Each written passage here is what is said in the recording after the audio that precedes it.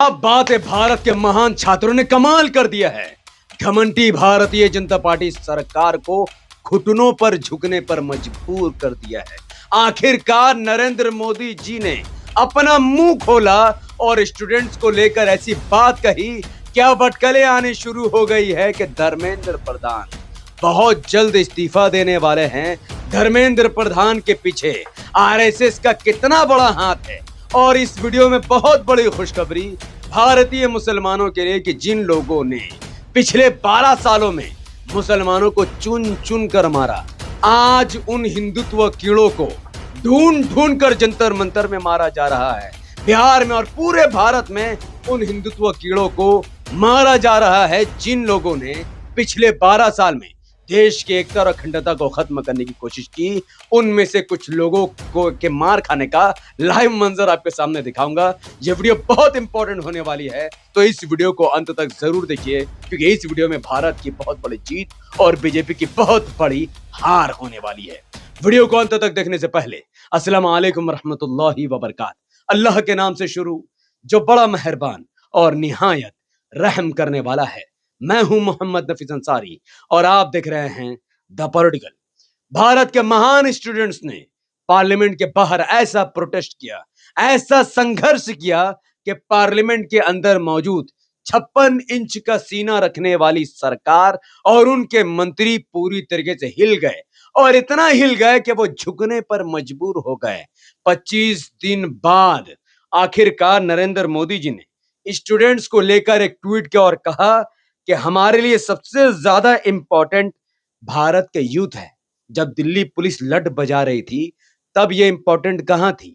जब स्टूडेंट्स को दौड़ा दौड़ा कर मारा जा रहा था तब आपका ये मोहब्बत और प्यार का था। लेकिन इसमें उन्होंने ये डिस्कस किया है कि हम फास्ट ट्रैक कोर्ट के माध्यम से सबक सिखाएंगे उन लोगों को जिन्होंने पेपर लीक किया है। लेकिन इसमें धर्मेंद्र प्रधान के इस्तीफे का कोई जिक्र नहीं है। तो सबसे बड़ा सवाल यह पैदा होता है कि आखिर क्या वजह है स्टूडेंट के प्रोटेस्ट के बावजूद भी धर्मेंद्र प्रधान के इस्तीफे पर भारतीय जनता पार्टी की सरकार गौर तो क्या मंथन तक नहीं कर रही है? उसका सबसे बड़ा रीजन है आरएसएस मोहन भागवत।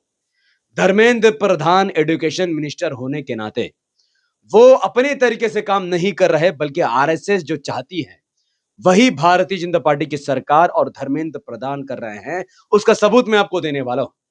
2014 से लेकर 2026 तक पिछले 12 सालों में जो कोई भी एजुकेशन मिनिस्टर रहा, खासकर धर्मेंद्र प्रधान जब एजुकेशन मिनिस्टर बने तो उन्होंने कुछ महत्वपूर्ण कदम उठाए जो आपके दिमाग को हिला कर रख देगा।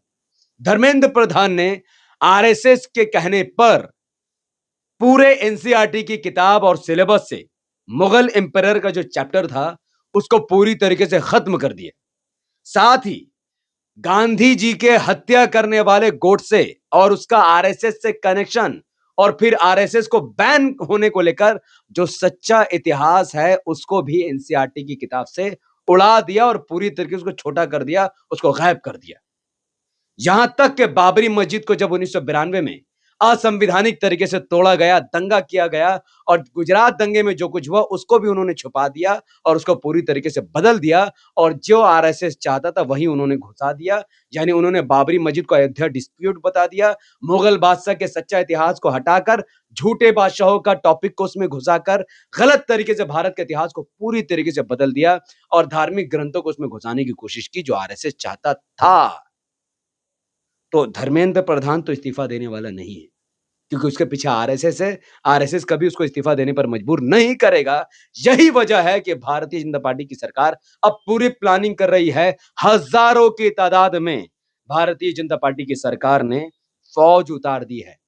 खबर माने तो अब तक 2000 से लेकर 10,000 तक सेंट्रल पुलिस फोर्स वहां पर उतर चुकी है। यानी अमित शाह जी की फौज, भारतीय जनता पार्टी की फौज जंतर मंतर में पहुंच गई है, और बख्तर बंद गाड़ियां, बुलेट प्रूफ गाड़ियां जो जम्मू कश्मीर से सीधा जंतर मंतर पहुंच रही है और पहुंच चुकी है, वो वहां। आप सोचिए बुलेट प्रूफ गाड़ियां क्यों पहुंच रही है और हजारों की तादाद में फौज क्यों पहुंच रही है?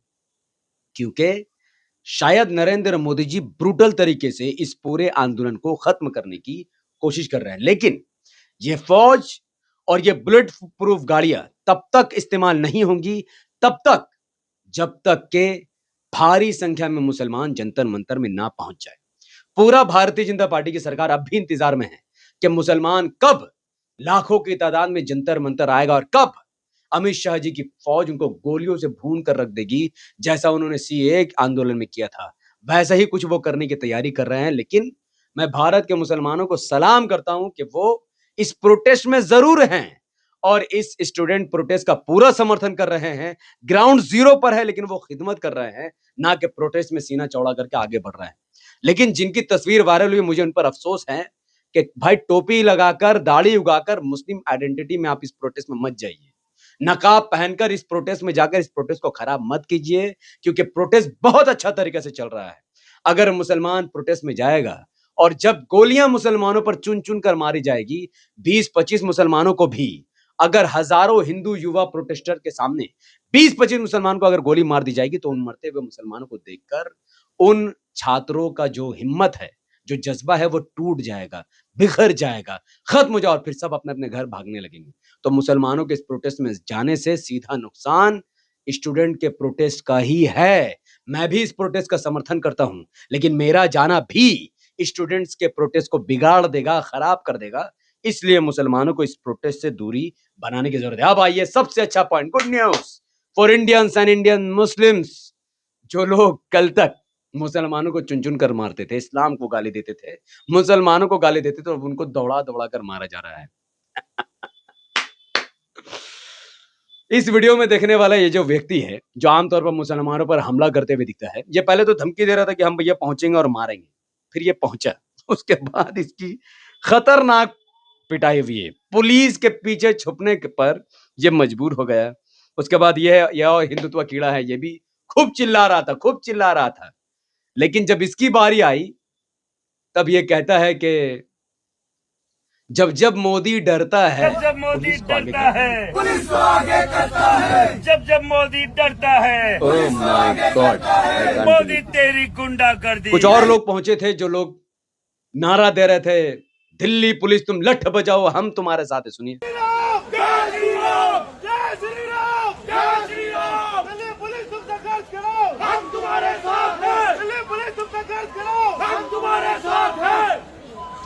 और इनका हाल क्या हुआ जानते हैं? भीड़ ने इनको दौड़ा दौड़ा कर मारा है। भगवा कपड़ा पहना हुआ एक फेक सनातनी, जिसका हिंदू धर्म से कोई लेना देना नहीं, जो एक सरकारी दलाल, बीजेपी का दल्ला, मोदी जी का चमचा, वहां पर पहुंचा प्रोटेस्ट को खराब करने के लिए। दौड़ा दौड़ा कर उसको प्रोटेस्ट करने वाले छात्रों ने पीटा है। उसके बाद एक और मोदी भक्त वहां पर पहुंचा, खूब मोदी जी की तारीफ कर रहा था। वहां पर भी स्टूडेंट ने इसको दौड़ा दौड़ा कर पीटा, दौड़ा दौड़ा कर पीटा। वैसे तो मैं हिंसा का समर्थन नहीं करता, लेकिन जब पुलिस प्रशासन ऐसे कीड़ों पर कार्रवाई नहीं करेगी तो फिर जनता कब तक बर्दाश्त करे? तो पुलिस अगर कार्रवाई करती तो जनता कभी भी ये सब काम नहीं करती।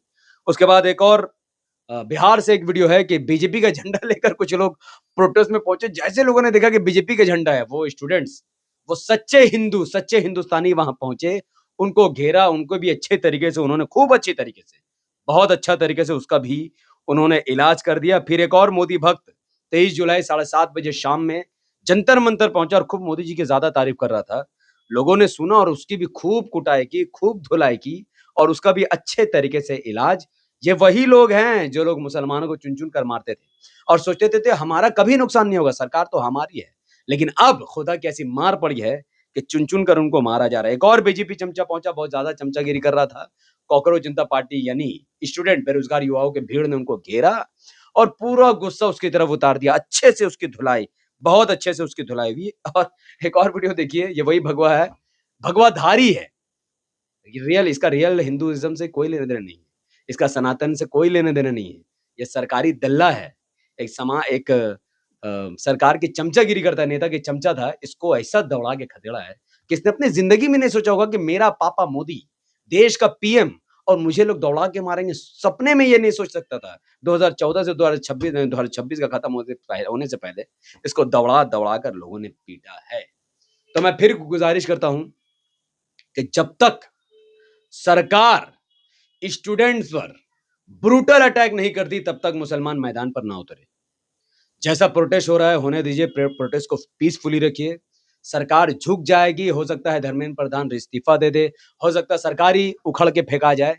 लेकिन अगर सरकार हमारे देश के छात्रों पर गोली चलाएगी, उनका कत्लेआम करेगी, तब भारत का करोड़ों मुसलमान जंतर मंतर में पहुंचेगा और इस सरकार की ईंट से ईंट हिलाकर रख देगा, क्योंकि देश संविधान से चलेगा, देश डिक्टेटरशिप से नहीं चलेगा। तो जब तक पीसफुली प्रोटेस्ट चल रहा है, मुसलमान अपने घर पर रहें या फिर उन प्रोटेस्ट करने वाले महान हिंदू युवाओं की सेवा करे, रक्षा करे, उनको मरहम पट्टी लगाए, खाना खिलाए। लेकिन जब बात आएगी जान की, जब बात आएगी देश की, तब भारत का मुसलमान निकलकर जंतर मंतर में पहुंचेगा और उन्हें कोई रोक नहीं सकेगा, क्योंकि हम भारतीय मुसलमान ना गोली से डरते हैं और ना किसी सरकार से डरते हैं। हम डरते हैं तो सिर्फ अल्लाह से और मोहब्बत करते हैं तो अपने भारत हिंदुस्तान से। इस वीडियो को जितना हो सकता है उतना ज्यादा शेयर कीजिए, ताकि ये वीडियो वाइडली शेयर हो और लोगों तक सही खबरों को पहुंचाया जा सके, ताकि लोगों को पता चले कि इस प्रोटेस्ट से फायदा तो हो रहा है और सरकार घुटने टेक रही है। इस वीडियो को लाइक, शेयर और कमेंट कीजिए और हमारे चैनल पर अगर नए थे तो इसे सब्सक्राइब करके बेल आइकन को हिट कीजिए। अगर आप सब इस वीडियो को हमारे फेसबुक पेज द पॉलिटिकल पर देख रहे थे तो इसे लाइक और फॉलो करके 5 बड़े ग्रुप में शेयर कीजिए।